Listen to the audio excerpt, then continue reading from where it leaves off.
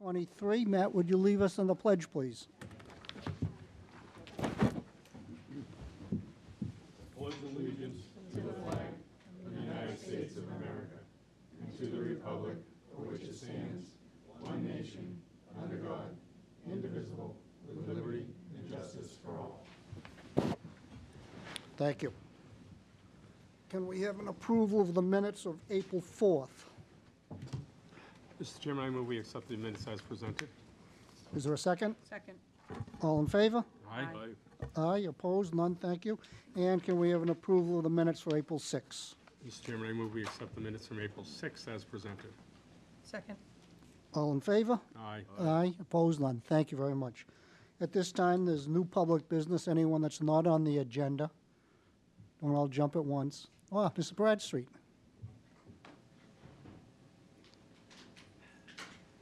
Welcome. Good evening, sir. It's nice to be here. Nice to have you here. Bill Bradstreet, Town Meeting Member, Precinct 1. I know I brought it up about taking eminent domain to the piece of property. I know it's not going to happen. However, when the town gets done building our new location for all of the different departments, it's a piece of property on North Putnam Street, across from Bell. There's a barn and other buildings. Could it be possible, tell me you're working on it, to turn that into a small pocket park for the town? Trees, grass, benches, something like that. Just tell me you can work No, on it. that's something we can take under advisement. You're right. We are looking to purchase a piece of property to consolidate DPW, and it'll make a lot of other properties around town up for discussion.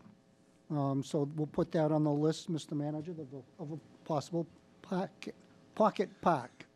Thank you, Bill. Thank you. You're welcome. Anyone else? New business? Hearing none, thank you. We'll go right to number 3.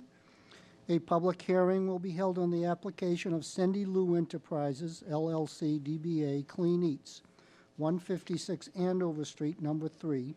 Cindy Verclolan, manager, for a common viculars license at that location. Is someone here to speak to this? Please go to the microphone, introduce yourself, and tell us what you want to do. Hi, everyone. I'm Cindy Verclolan. Welcome. From the town of North Reading, and I've been pursuing opening a Clean Eats business at 156 Andover Street. It is currently, or was, a salon. I have signed a lease. It is going to be a healthy, quick-serve cafe and meal plan business. The primary business is the meal planning, so meals are prepared on Friday and Saturday, and then they're picked up on Sunday and Monday by people.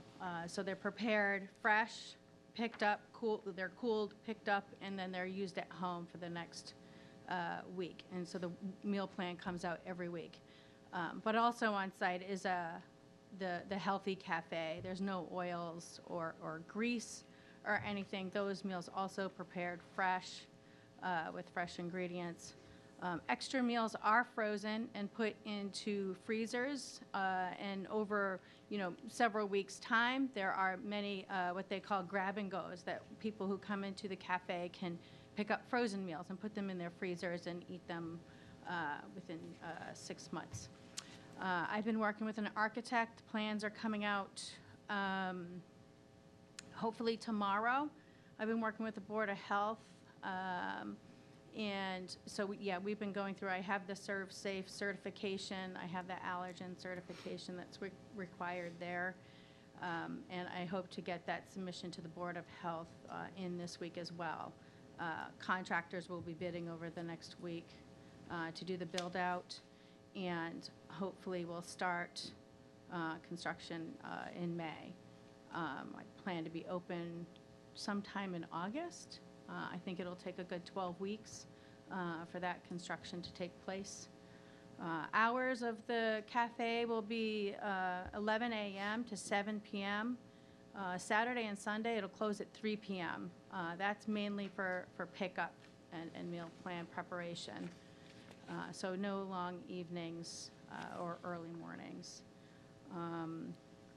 My background, I ran a nonprofit for over 16 years. I have a lot of experience in managing people in business operations.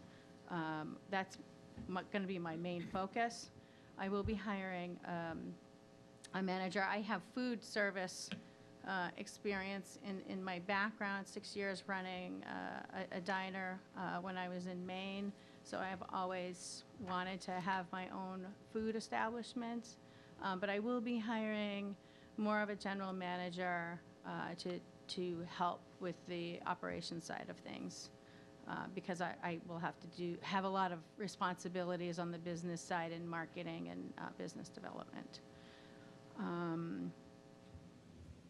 think that's about all I have. Well, it sounds pretty Sure, complete. you have more We'll see what we questions? have. First to the clerk, all the paperwork in order? It is. Okay, wonderful. Matt, questions? Sure. Well, thank you for your interest in locating your business here in Danvers. We appreciate that. It sounded as if the primary focus is for takeout. How about on-site dining? It looks like there's maybe 24 seats? Correct. There's 14 seats right now on the plan. Having the on-site cafe where people can come in and have lunch when they pick up their meals is part of the business. There are already some clean eats that I've worked in and have some experience in. There was one in Maine that I worked in for a bit. I would say most of your business is the meal planning, but they might come in and grab a wrap or a bowl. I would say probably 40 customers a day is what they average. And just for the audience, can you just describe where this is located? It's 156 Andover Street. It's on 114, right behind the Honeydew Donuts, across, if everybody knows where that is located. I don't recall what else is there. I think Lowe's is across the street. But there's a light right there, which is nice for people to come in and egress And the there's a property. professional building there, I believe, right in the back. Correct. There's a J&J restaurant at the end. I believe there's a dental office. This was formerly a salon, so there is some significant build-out construction that's going to Right. take place. And how about parking? Seems like your business would require more parking in the salon. Have you discussed that with the owner of the property? Yes, and before I signed the lease, I assessed it at multiple times of the day, because that is a concern. You need to have ample parking for people coming in and out. And based on the type of businesses that are currently in there's definitely ample parking. I don't think I've ever Okay. seen it overflow. There's also parking garage in the back, not that anybody knows that's there. I was surprised when I visited the site, but yeah, there is a parking Right. garage in the back. And the garage is accessed through a ramp, right, that wraps around from the Correct. left side of the building down to the back there? That's correct, Okay. yep. I think right now, there's probably 2 or 3 cars there on a regular basis, and it's usually the tenants. All right, okay. Yep. Well, it sounds great. I wish you success Thank you. with your new business. Thank you. That's all I have. Thank you. Gardner? No, I have no questions. I too wish you success, and it looks like an interesting concept, and I hope you do well. Thank you. Maureen? I think it's great. Welcome to Danvers, and Thank you. looking forward to coming in. Thank you. So a silly question. You said freezers. I assume all the freezers are inside the building? Yes, No freezer trucks outside? correct. Yep. There are 3 coolers when you get in, and they're all like glass, so you can see, you read what each of the meals are, and then pick. You have a little shopping cart, and you pick what you want. Sounds interesting. Good luck. Anyone in the public with a question? Mr. Chairman, I move we close the public hearing. Is second? Second. All in favor?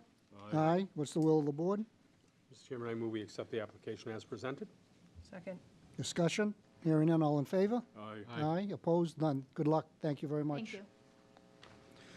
Number 4, the board will consider an application from the Danvers Senior Center, 25 Stone Street, Paula Cochran, manager, for a one-day wine and malt beverage license on Saturday, April 29th, 11 to 2, for the annual volunteer recognition event at that location. Is Paula here, or somebody representing the senior center? Well, the senior center just fills out the paperwork. They don't actually appear. Okay. And the paperwork's in order? Yes. All right, so any questions, Maureen? No questions, no. Gardner? No, this is a recurring event, Yeah. and well-attended in the past. Matt? And who's going to be providing this beverage service? Is the senior center is hiring a company that's tip certified, et cetera, to, I believe Paula Cochran is tip certified. I see, okay. So it's kind of operated by the management of the Yes. senior center? Okay, that's all I have. Thank you. Okay. What's the will of the board? Mr. Chairman, I move we accept the application as presented. Second? Discussion? Hearing none, all in favor? Aye. Aye, opposed, none. Thank you. At this time, if it's okay with the board, we'll take number 6 and hear a recommendation from the Finance Committee members regarding funding the fiscal 2024 budget, school and solid waste recycling. And Mr. Chairman, the yes. applicant for number 5 is here. Okay, good. Do we want to? No, I'm fine, thank you.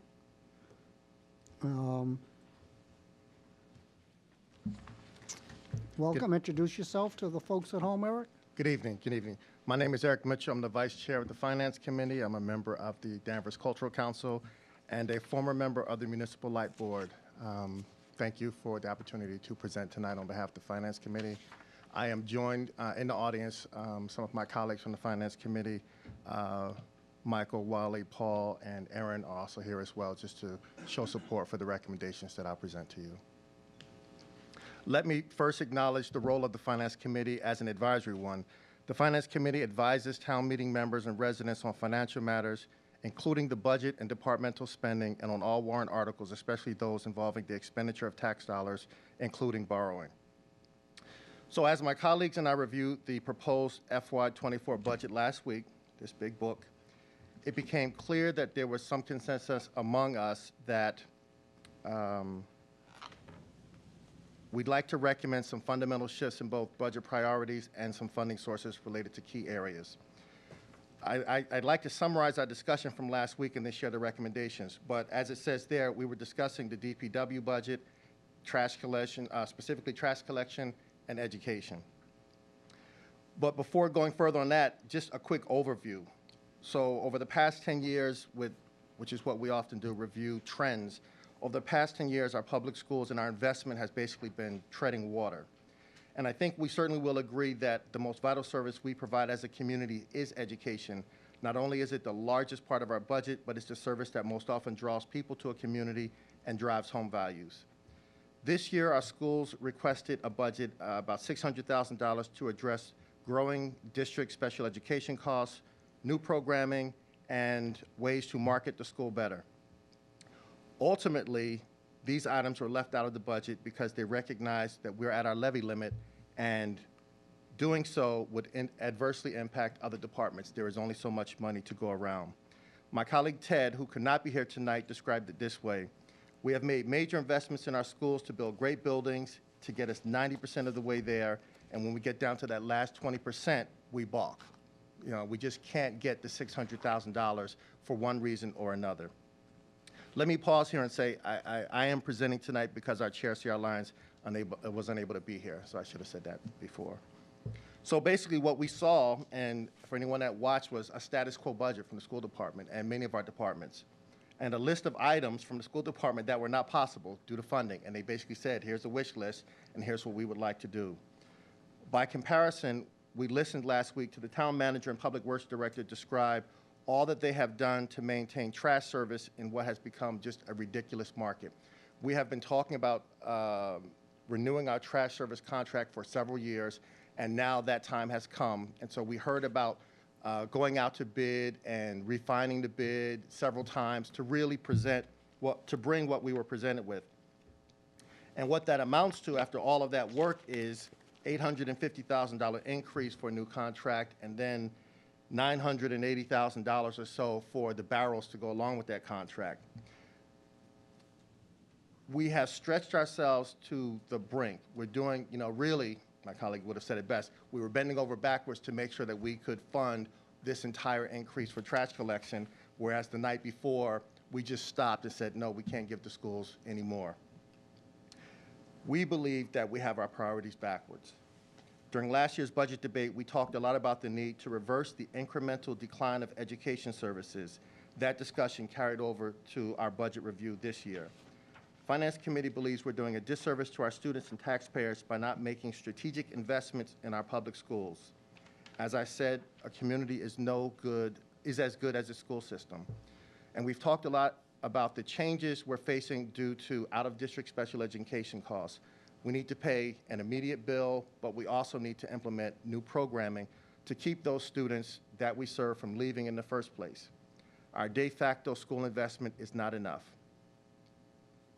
We acknowledge the amount of thought and effort that goes into developing the budget each year, and we did not reach our recommendations lightly, but rather, after putting this budget into the broader context, given our unique position, the opportunity with a new school superintendent, our responsibility as financial stewards for the town of Danvers, we recommend these ideas that I will share. First, we think residents should be asked to pay for the trash and recycling bins associated with automatic collection. What we've heard was that phasing in a $200 trash fee over the next 3 years or $50 per quarter would get us there. Second, there appeared to be, and obviously as represented by committee members, broad support to recommend increasing the school budget by an amount sufficient to implement lower class sizes at the lower elementary level and address the special education needs in order to make immediate positive impacts in the schools. We understand this represents a pivot at this point in the budget process. However, we think it's the right thing to do, not only for our students and their families, but also for the community. As such, FinCom tabled its discussion regarding DPW, the DPW budget, in order to have this conversation tonight. The Finance Committee cannot in good conscience support a trash service supported solely by tax levy and not address the needs of our school. In summary, no one wants a fee, but across the Commonwealth, this is not an uncommon practice. We can either invest in barrels or we can lower class sizes. $50 a quarter would be a major investment in schools to decrease class sizes at the elementary level. We ask you to consider these recommendations.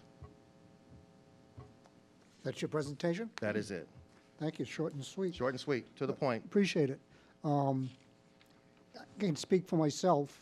Both recommendations are warranted. It's how do we get there? That's correct. What is the process? Gardner, any thoughts? Oh, yes. Thanks. I really respect the work that FinCom does. And so there's no doubt, and I'm sure you respect the work that we do and that the school department does when they create their budget, the library does when they create their budget. Absolutely. There's no question about the fact that we're trying to all work as a team and solve critical and difficult problems the best way we know how. However, and absolutely, you said it right, you're there to advise on the budget and departmental spending, and I agree. You're there to decide, discuss, debate, talk about a department's budget at the time of that department. What I think you've done is waded into murky waters where you start pitting one against the other. And I think it's inappropriate to pit one against. Your statement was trash pickup or lower class size. That's not how the budget process works here. It's not that we try to weigh the needs of all of the needs. And I watched on replay the discussions, heard many of the points, many of them really solid and valid, and I get them. But I would be fine if you would say, we think that we should initiate a trash fee. That's a statement, bold statement. I would not support the fact that a 2-hour discussion, less than 2 hours discussion, that didn't have the opportunity to vet out the cost, the effects, the ramifications, the unintended consequences, should happen in a 2-hour discussion and not be reverted back to the departments to make those decisions, discussions, research, and do all of that. The other issue I have with the fact that you want to put the onus of the trash on the citizens is, the classification horse is already out of the barn. We can't fix it. We charge businesses an unbalanced amount for what they consume and what they represent in taxation. We have settled, while they only have 25% of the property values in towns, we make them pay 70%, 66 to 68% of the tax levy, of the tax burden. If you're going to institute a trash fee, you are now shifting the entire trash fee from me paying 35% of that bill to 100% of that bill. So the trash barrels were in a separate warrant for funding. So it wasn't part of the general budget. Correct. It was a separate part of a warrant article specifically paid for from, I can't remember the source of the whether it was I think it borrowing was or free cash. free cash. But what you're doing is you're shifting the responsibility of trash pickup. But you're doing it in the context of weighing it against the children. And the children are important. I have three of my kids went through the school systems. I have educators in my family. I have people who work for the school systems. And we do need to do better in the schools, no doubt about it. But what you're doing is pitting one against the other. You've made the statement. Your statement was trash or lower class sizes. That was my statement. And I think that's an inappropriate categorization. It is, what do we spend our money on? On safe roads. You didn't talk about the fire department. Do we pull some money from the fire department? Do we pull some money from the police department? Do we pull from the electric? There are many ways to achieve an increase in the school budget. So if you were to come and say, I think, and if FinCom sat there and said, I'd like to amend the school budget and increase it by this much money, okay. And then separately, I want to do it and decrease the DPW by this, or I want the taxpayers to pay for trash fees. That would be a separate amendment. They're distinct, they're separate. And I don't believe that they should be combined in a way that makes it combative or competitive. Each budget, my time. The school budget is determined not by the town manager. It's offered by the school itself, who looks at what they have. And I think you made a couple of statements that I also disagree with, which is treading water and status quo budget on the school. I actually see that the school budget consistently outpaces in percentage the town budget. We're moving up this much, they're moving up that much. The tide does not rise the same for both of us. It's not status quo. And I'm not saying we should take money away from the schools. I'm saying I think that the inference that we just do enough to get by in the schools isn't appropriate. They make their decisions. They make tactical decisions. They decide on programs, on people, on what class sizes are. And I heard the conversation about maybe we should consider about adjusting the boundaries so that we can have more balanced class sizes, and I would agree with that wholeheartedly. But if your intent is to decrease the school class size, there are other ways to achieve it and not make it a that versus that condition. I think I think you have absolutely every right and responsibility to say school budget should be increased. You have every right and responsibility to say, I think we should charge the people. But I think that kind of administrative decision about the trash funding and the source of that funding should be reverted back to the DPW and the town to do the due diligence that it requires. That's a major shift. You've shifted entirely the cost burden to the citizens from what it was.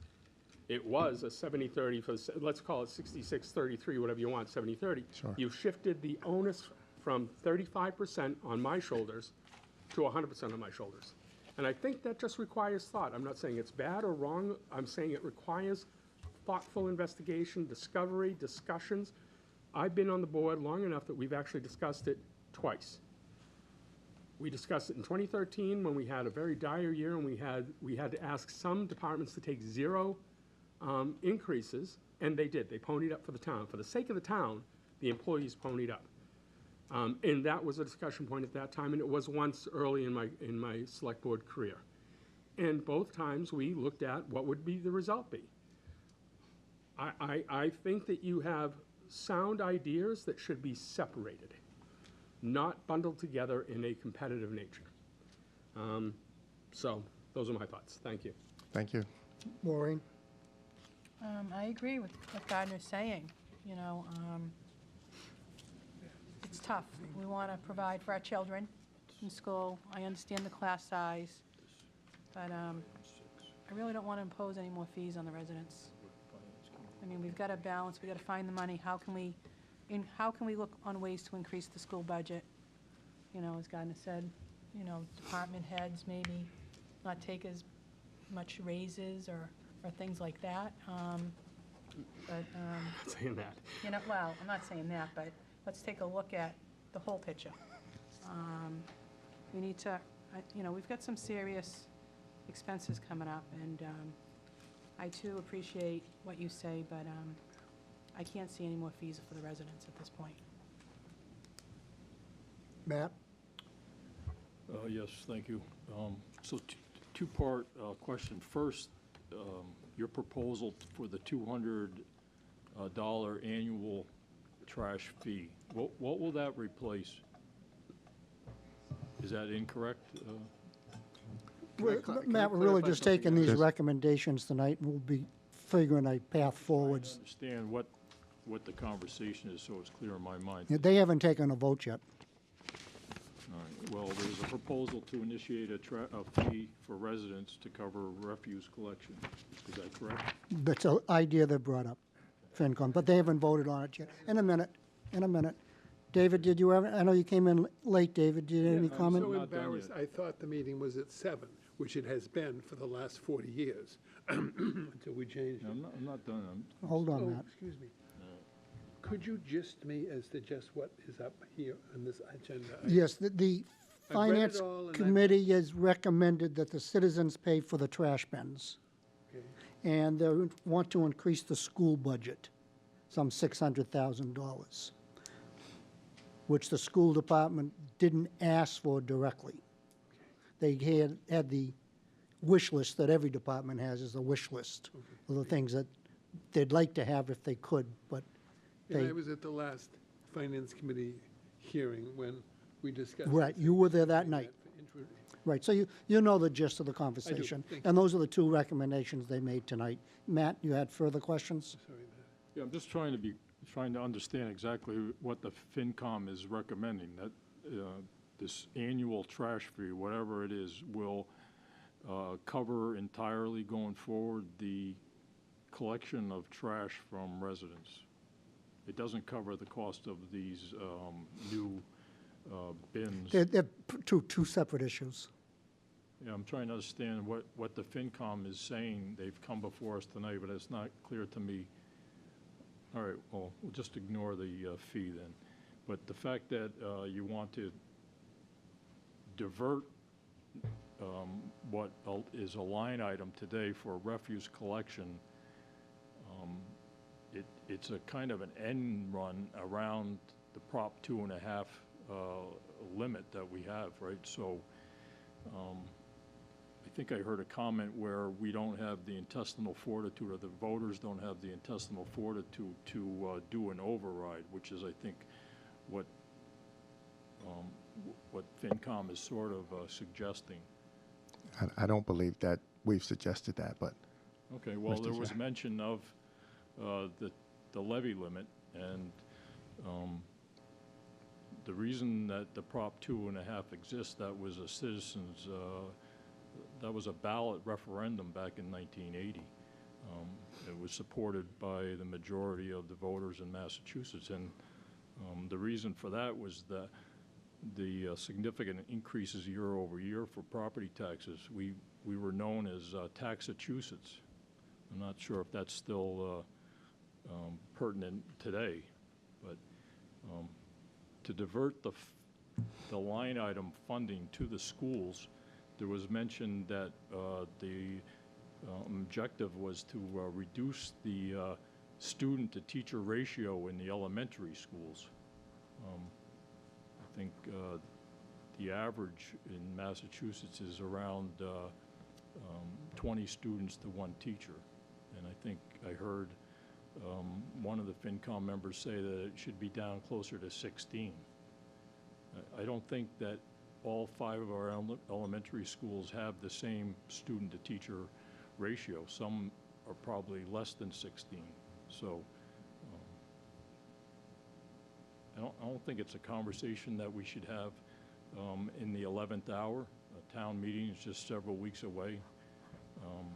We're committed to a new contract for trash removal, right? So I think it's pertinent or relevant to have a conversation that involves the residents. The residents should have a say in this fee, rather than just force it upon them.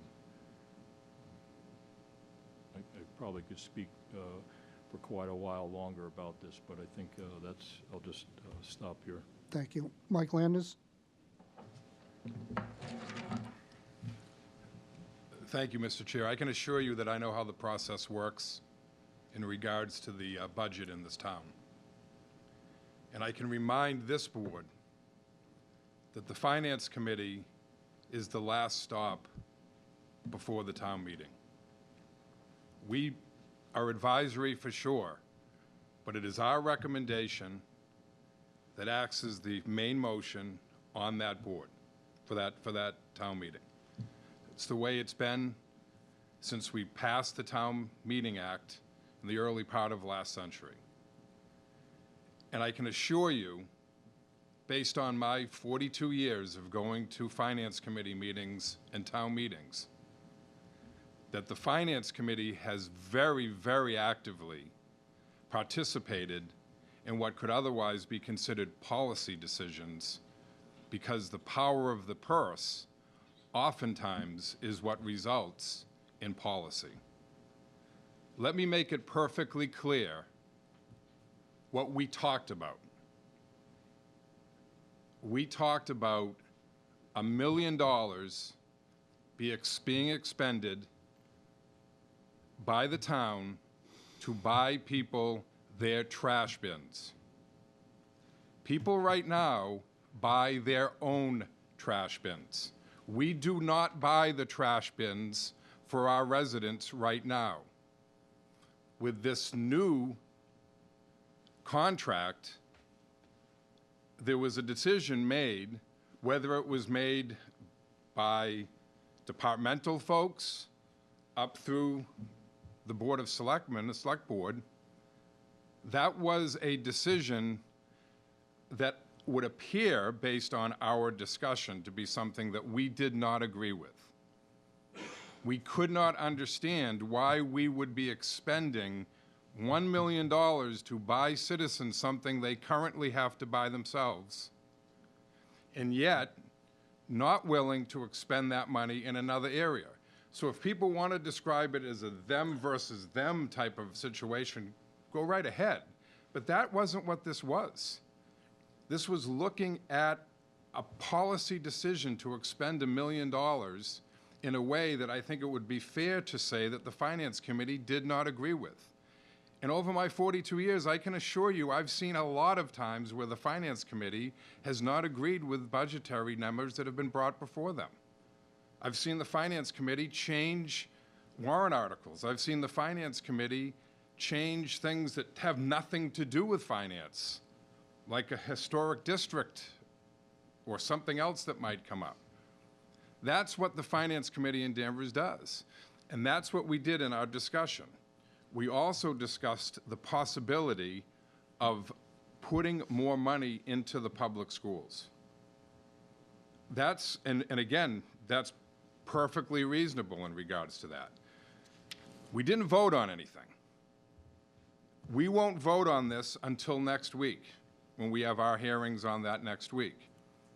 What we did do is say maybe the time has come to have the chairs of the three committees, the Finance Committee, the board, the Select Board, and the School Department, talk about this for the future.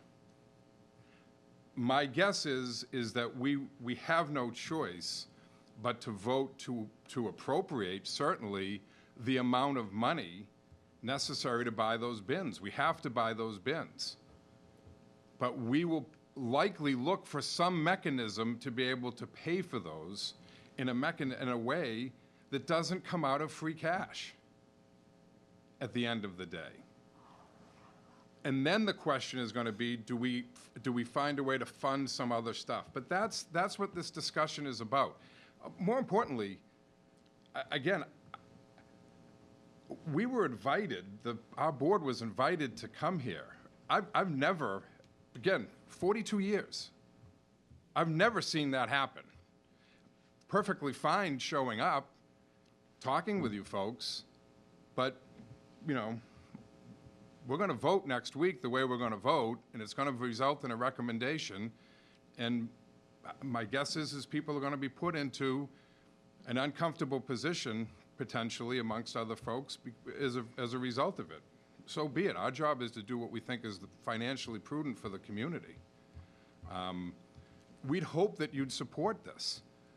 Again, what we'd hope is that the select board would recognize, again, it doesn't make any sense to pay for something people are paying for right now. That's what this is about. But if you folks think it's a good idea, that's a good expenditure, $1 million to buy people trash barrels, good, thank you. Thank you, Mike. Bill Bradstreet?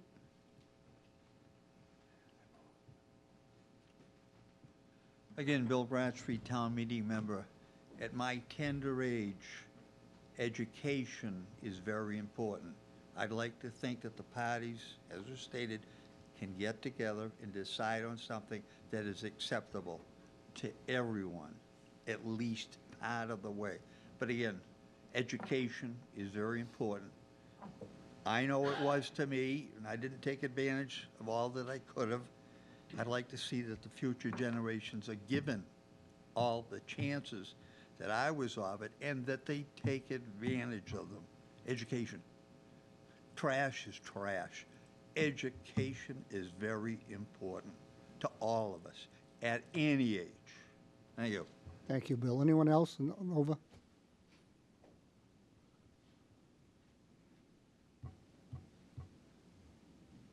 Nova Samade Town Meeting Member, Precinct 1. I'm in agreement with the FinCom and the Finance Committee. And I would love to see it go towards the schools, but it's not, I'm not even going to put it in if you're suggesting that it's pitting. I just don't think it's reasonable that we spend $1 million on trash barrels. I think there's better ways for us to spend $1 million that we're already taxed for. I can buy my own trash barrels. It'll be fine. I don't know if people are going to have a problem with that, but like has been said, we already pay for our own trash barrels. So we have to replace them, and there we are. It's okay. Thank you. Thank you. In the back there, Bill. Please introduce yourself. Erin McLaughlin, Finance Committee. I just want to point out two things. The school did ask for more money when we came back and said, do you have a list of things that you would like? And they said there's a laundry list. So I just want to point out that they came to us with a level-loaded budget because they wanted it approved, and they didn't want it to get held up. The second thing is the fire chief, whomever up there asked, was the fire department asked if they needed anything else. They absolutely were. They were asked if they needed anything else, and they said no.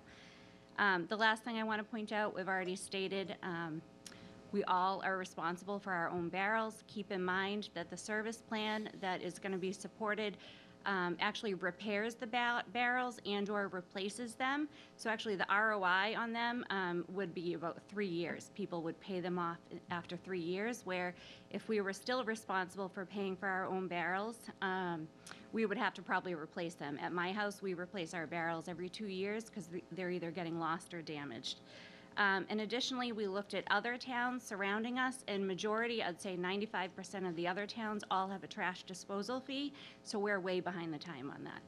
Okay? Thank you. So, Thank you. folks, we invited FinCom here to give us your recommendations, not to solve the problem or argue about the problem or pit anybody. Nobody's pitting anybody against anybody. We've heard your recommendations. We await your vote next week, and then we move forwards. At town meeting, I'm sure there'll be some type of amendment made on how to pay for the barrels. We need to buy them, as somebody said. We can't just ignore that piece.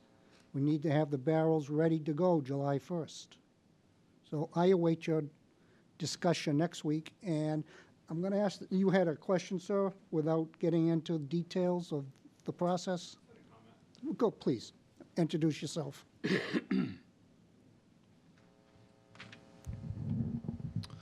Hi, my name is Patrick Kelleher, and my wife Tracy and I are both elementary school teachers in Danvers, and we have a son with autism who attends the Danvers Public Schools and is in a learning center. So our son is 6 years old, but at a single word level, and he does not have a lot of functional language. So he's learning how to use a touch chat program to communicate, he's also learning how to make friends, and he cannot come home from school currently and tell us how his day was. We rely on his teachers, his aides, and all the staff who work with him to let us know how his day went and to keep him making gains educationally and socially. And there's many students in the Danvers Public Schools with diverse needs like our son at all 3 levels, elementary, middle, and high school. And we need to do as much as we can to support all students in Danvers, especially students in special education, and we need the funding to make sure that this support happens. And ensuring that we as a district have enough teachers, special education teachers, support staff, aides, SLPs, occupational therapists is critical. And, you know, as parents, my wife and I worry that special education programs might not have the funding they need to be appropriately and fully staffed each year, not just this one. And strengthening and fully funding the special education programs in town will immediately benefit students in those programs and ensure that students have appropriate placements within the district. If there's an opportunity to reallocate funds that would increase the special education budget, please strongly consider this. All students deserve a quality education here in Danvers that meets their diverse needs, and this can only happen with the necessary funding. And increasing the budget for the schools is an investment in the future of our Danvers Public Schools students and our town. Thank you so much for your time. Thank you. Mr. Town Manager, before we get too far afield, what are your thoughts on how we can address this, these recommendations in the future? I think, first as a point of clarification, there was discussion about a $200 fee and the bins, and I think when David Lane presented the budget, if you look at the town's trash collection and recycling collection costs, we have about $2.25 million total in the proposed budget for trash, recycling, and transfer station. Roughly 1.7 of that cost is associated with the contract for trash and recycling collection. When you take that number and you divide it by the number of customers in Danvers, you come to within, it's a little bit more than $200, but I believe that's where the confusion about the barrels versus the $200 that Mr. Mitchell referenced. But the discussion that I heard was having to do with the bins and whether or not residents versus the town should cover the cost of those. What was said, there is a recommendation to use free cash to purchase the bins. Frankly, that has to happen regardless of whether there's an amendment to reimburse for the cost. We have to purchase those bins directly from the wholesaler. They're not direct to retail, so we will buy those bins. And it sounds like FinCom will make a recommendation to town meeting in terms of whether it ends there or whether there's a mechanism for the town to get reimbursed for the cost of the bins. Separate and distinct from that, I believe, was the conversation, and in my view, that's a moving forward conversation about whether the total cost of trash is absorbed in the levy or outside of the levy. And I think that, Mr. Chairman, is a conversation that probably could happen. I think it would be worthy of a separate conversation, perhaps, between the 3 boards. Mr. Chairman? Yes. 2 things. One is, the purchase of the bins is a one-time event. Correct. Singular. Once only.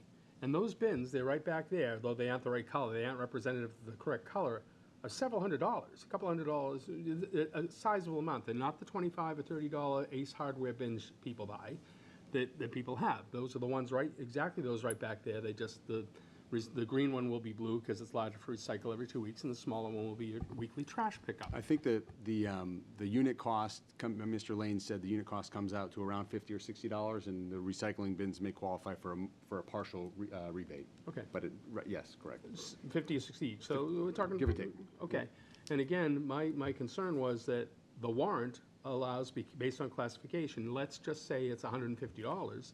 That means as a homeowner, I'll be paying through taxation, roughly, $60 or $70 of that, less than $60 or $70, 150, and the businesses will be picking up.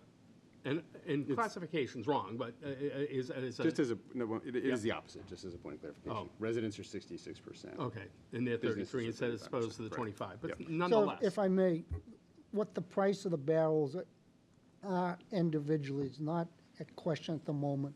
It's $980,000 to buy the barrels that we need to fund. And then we need to hear a recommendation, actually from town meeting, on how to pay for those barrels. And that's the end of that story. Okay, and then the other point I want to make is, Mr. Landers did say that we should get together. And actually, it should be 4 boards. There are 3 independently elected boards here that provide budget, and FinCom added to that. But we do meet it every year. And the school board, the select board, and the library all to get together and agree on budget objectives at the beginning of the year. We say, right up front, with all of us agreeing what that budget expectation should be in concept, not in dollars. We don't put a gate or a number on it. We say, this is what we think we should do. We should increase our borrowing by this much. We should do such and such and such and such. And Mike, I respect you many, many years, and no one here said we were going to change the process. No one suggested changing anything that goes on, and we wouldn't want you to rubber stamp everything. My concern is the FinCom shifting funds from one to another. That's my concern. If you want to vote on each independently, great. If you want to make recommendations, fantastic, you should. But to pit them, and you say no one is, but Eric's exact words were, trash or smaller class sizes. So that kind of language gets to the point of the matter. Don't make it a us or them. Everybody wants better schools. It's the fabric, it's what makes this community desirable to be in, along with many other things, but it's the primary reason. You have bad schools, you get bad property values. You get good schools, you get good property values. I want my property values to sustain, and I want the kids to get education. My 3 kids went through the schools, all 3 went into college. It was great. And I do not agree that 95% of our surrounding communities have fees. We've looked at that before, and that's an example of it needs thoughtful research, thoughtful discussion, real research, and real discussion about the unintended consequences. I don't think that that's a pure policy decision. And if you're going to use the budget, you can use the budget. You can say lower, just as the select board can say to the school, your number is right, your number is wrong, we think you should change it. But once we tell them to change it, we don't have line item. We can't tell them by number, this versus that. We can't tell them who to staff. We can only give them a thumbs up, a thumbs down on the budget as a whole. So, Mr. Manager, we have a thought process moving forwards. I think, the Finance Committee next week will be revisiting the budgets and sending recommendations on to the town meeting. And certainly with respect to the barrels, it did appear last week that they had the votes to recommend a change in the funding of the barrels. I think the second question, as I mentioned before, it sounds like perhaps a conversation among the boards outside of the normal budget process, perhaps in June, for example, to kind of dig into all of the things that have been said last week and tonight to see if there is consensus among the boards moving forward in terms of some of these issues. So perhaps at our first meeting after town meeting, we can put together a plan of action? Sure. Does that make sense? Is that okay with FinCom? I know CR's not here, but that's my thought process is after town meeting, the dust will settle, we'll get together, convene. Typically, a budget conference committee is between 2 members of the school committee, the library board, and this board with their executives. And actually, FinCom's not invited to the table for those budget conference committees, but we'll kind of call it something different so we have representation from 4 groups. Invite the library. I don't know if they have any willingness to get into trash, but we'll let them know that they're invited as well, and we'll set up some time to meet, not in a public hearing, but so the public can listen, and we'll come up with some thoughts to go forwards. I don't know if we want to have every member of every board there. That sounds a little unwieldy, so I think that's something that myself, CR, and Eric, and the town manager can kind of talk about. Certainly would want at least a subcommittee of 2 from each board to represent. I don't want just one person from each board making heavy decisions. I think it's best that we have either everybody or at least a representation. Is that a good message to take back to your board? Yes. Okay. Anything else, Mr. Town Manager? I don't think so. Okay. All set. Thank you very much for coming tonight. Appreciate your candor. See you next week. Thank you very much. Thank you for the opportunity. You're welcome. Now, if you get home in 7 minutes, you get tip-off. They're running out the door. Okay. We get back into our agenda. The board will consider an appointment to the Danvers Housing Assistance Trust. And we have an application, Mr. Town Manager? Yes, Mr. Chairman, the candidate is here, Lisa Silva. You received her talent pool form in your packets last week. Lisa is a local real estate appraiser and is currently a town meeting member. And I would defer to the chair of the Housing Trust. Thank you. To speak to this and certainly Ms. Silva herself. Thank you, Lisa. I'll just say that the Danvers Affordable Housing Trust was established, it's DAHD, but that's okay, was established in 2011, and we've been successfully managing some funds that we received from the state, why am I blanking? Where Avalon is. State hospital funds, there was a transition. We got a nice chunk of money, and we get funding every year from the state that augments our work. And in that time, we've helped in the facilitation of 175 affordable housing units. The good news is we're over our 10% for 40B, the SHI for 40B. We calculate that there will be over 10% when the new census is certified and ratified, and we work every day on methodologies of and ways of increasing our affordable housing stock. And I'm not going to go into the deltas of affordable versus low income. That's not a discussion for tonight. But we look for people to be on the Affordable Housing Trust with some professional input that they can provide. We have bankers, we have real estate representatives, we have developers who are out in the field and can help validate when estimates come up. We have professionals from Peabody doing the same work for the city of Peabody who live in Danvers. And we had an opening. One of our members moved out of town. And he was a banker, and which helps with the understanding of the mortgage system and those processes. We did put out a ask amongst the board if they had people, professionals in their professional world that might want to participate. And we also went through the talent pool and advertised an opening. And we understood that Lisa was looking to volunteer and felt that this would be a good opportunity for her, and the board agrees. The Housing Trust, Affordable Housing Trust agrees that she would be an ideal addition to the board. Thank you. Lisa, hello. Would you like to say a few words? Thank you very much, Gardner, for the kind words. Yeah, as Mr. Bartha said, I am a real estate appraiser. I've been a Massachusetts certified residential real estate appraiser for the past 12 years. Prior to that, I was on the marketing and administrative side of a real estate office. So I do bring 20 years of real estate experience to the committee, which I think would be very beneficial. I've appraised affordable housing units, and I've also helped to market them. Longtime Danvers resident. I also substitute teach for the Danvers Public Schools, and I'm a town meeting member, and I really just would like to use my particular professional skills to give back to the town. Thank you. Questions, Maureen? Hi, Lisa. I think it's great having a real estate appraiser be on this board because you understand the values, and as Gardner mentioned, you know, we've got the real estate agent, you know, it's really good that you understand the values and the importance of affordability, you know, for residents in our town, so welcome. Thank you. David? Thank you, Mr. Chairman. I know Lisa personally, and I did not know she was applying, and I'm glad she is, and I think she would be a great addition to that trust. Thank you. What's the motion of the board?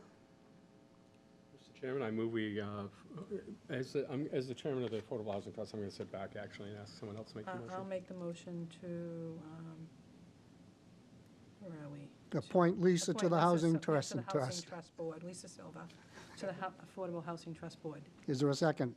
All in favor? Aye. Opposed? None. One no. Thank you. The board will vote. Congratulations, thank you.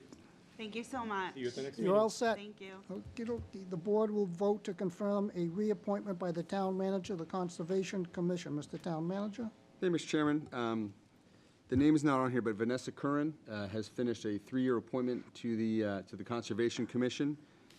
She's a water resources scientist with Mass DPH and has been a good member of the board, would like to continue to serve, and has the support of the committee and the staff liaison, Georgia Pendergrast, to continue in this role. Okay, very good. Any questions? Maureen? No questions. Gardner? No, no questions. David? No, thank you. Matt? Yes, so I know that Vanessa's fully engaged at every meeting. She does her homework. And again, you mentioned she's a wetland scientist. She worked, I believe, or she does currently works for Mass DEP. So she's a valuable member of the Concom. Very good, thank you. You all set, Mr. Town Manager? I'm all set. Very good, thank you. The town clerk will provide an update on the May 2nd annual town election. Mr. Chairman, it says we have to vote to confirm to reappointment. Oh, we do have to, it's the town manager's appointment.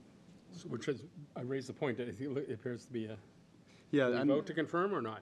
Yeah, that appears to be a typo. So Okay, we don't that's need a fine. vote. Okay, thank No you. vote needed. Sorry about that. That's okay. That's the second typo here today. Okey-dokey. Kathy? Thank you. As you know, the annual town election is Tuesday, May 2nd. The polls will be open from 7 a.m. to 8 p.m. in the field house at the high school.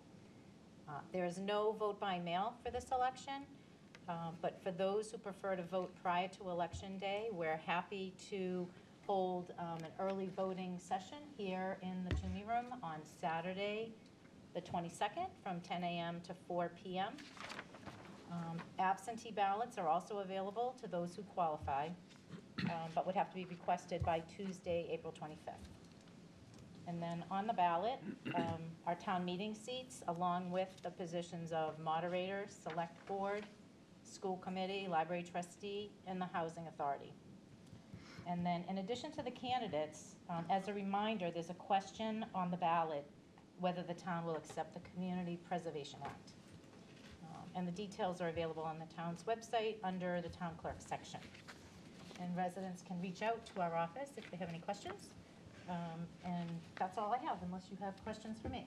No questions. Anyone else on the board? Yeah, will there be a sample ballot posted on the website, on our town's website? The sample ballots are on the website along with the bulletin board. Okay, great, thank you. That's Anything all I else? Nope, all set, thank you. Town manager report to the board on various items of interest. Mr. Manager. Mr. Chairman, just one item. You received in your packets tonight an email and a letter from Attorney McCann, I believe. And this letter is related to the 42 Summer Street property that was reviewed as part of the warrant. Dan Gagnon presented to the board, and the board supported a bylaw establishing a single parcel historic district for the protection of this property. As you read in the letter from Attorney McCann, the property owner does not support this proposal. The indication at the meeting was that they did support the proposal. This letter states that they do not support the proposal. Toward the end of the letter, Attorney McCann has requested that the board either remove this from the town meeting or not support the article. The board did vote to send the article on to the town meeting, the Finance Committee. The Finance Committee will be reviewing this warrant article as part of their warrant review. And I believe the night for that is, Rodney, are we Monday or Wednesday for the petitions with the Finance Committee? Wednesday, the 26th, is when this is slated to be reviewed by the Finance Committee. As I see it, there are a couple of options. This letter will be provided to the Finance Committee, and they will be able to review it and ask questions of Mr. Gagnon. Then the board could discuss tonight the vote they took and have a representative speak to that at the Finance Committee meeting. There's really the two options as I see. Oh, as I understand it, the Gamble LLC attended the public hearings held by the Historic District Commission. They were in favor of it when they were before the Preservation Commission, rather. So I think this is a change in their philosophy for some reason. The letter is dated April 13th, so that was after. Well, it was well after that. Correct. That was after we took our vote. We took our vote with the understanding that the owner was at those public meetings, public hearings, Correct. and was in favor of it at that time. Yep. And Preservation Commission spoke at length with Attorney McCann and the owner about maintaining and preservation of that building, and he was in favor. So I don't know what else we can do. Gardner? And we will certainly share the date of the review with Attorney McCann, and if she chooses to attend and speak on her client's behalf, that's an option that she has as well. Mr. Chairman, in the presentation, was that a citizen's warrant or a? Citizen petition, It well, was presented to the board, and the board put it on the warrant. Okay. It's not a citizen's petition. That's fine. Which, the request to pull the warrant article at this point, the warrant has been closed. Correct. And I don't believe that's an opportunity in the first place. And second, the presentation, we had two different presentations, and at both presentations, Mr. Gagnon did represent that the owner was at the meetings, and the end result was that they raised no opposition at the meetings they were at.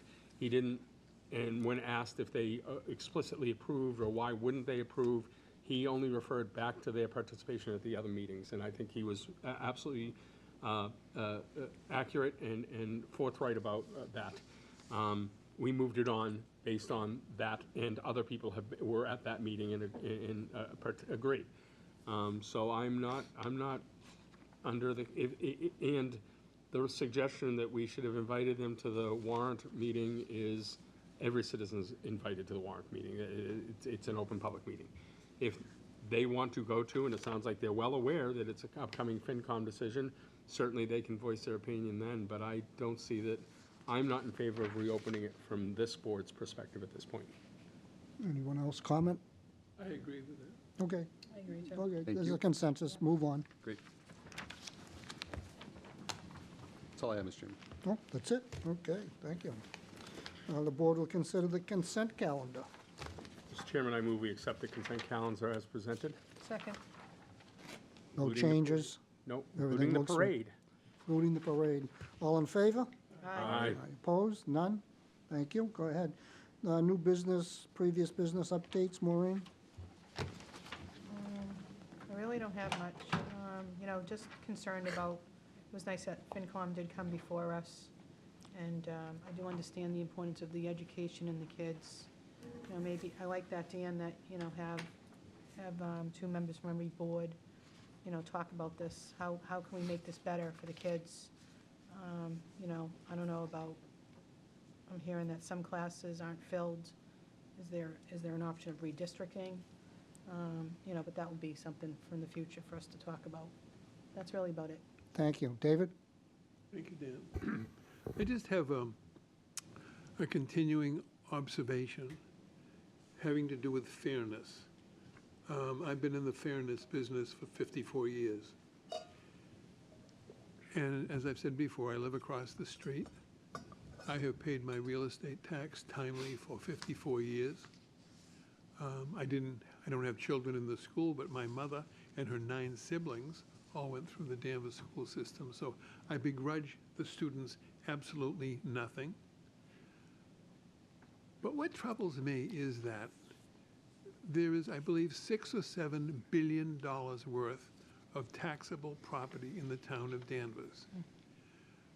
This town, I have watched my whole life, I think does a remarkably competent job of providing all of the municipal services that people demand, they expect, they're entitled to, and they've been getting.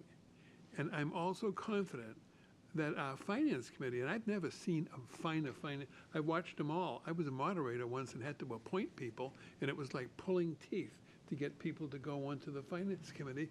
And my father, for 23 years, always told me he had the same problem. Well, I watched the finance committee the other night. What an engaged, excellent group they are. I've also watched the department heads squirm to come within budget constraints and to make sure that they can satisfy me and everybody else that they have scoured every penny.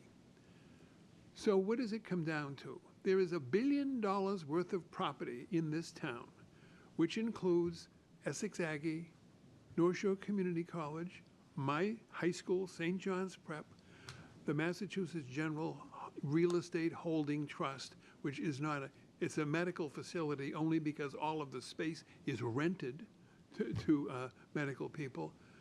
At some point, and I'm going to ask when we have the meeting of the powers at B to discuss what about going after special legislation with the Massachusetts legislation so that Danvers is reimbursed some of the cost for that tax-exempt $1 billion worth of property, and that people like my high school of St. John's Prep be continuously embarrassed because of their refusal to take part in 1 penny of contribution to what I am paying and everybody in this room is paying.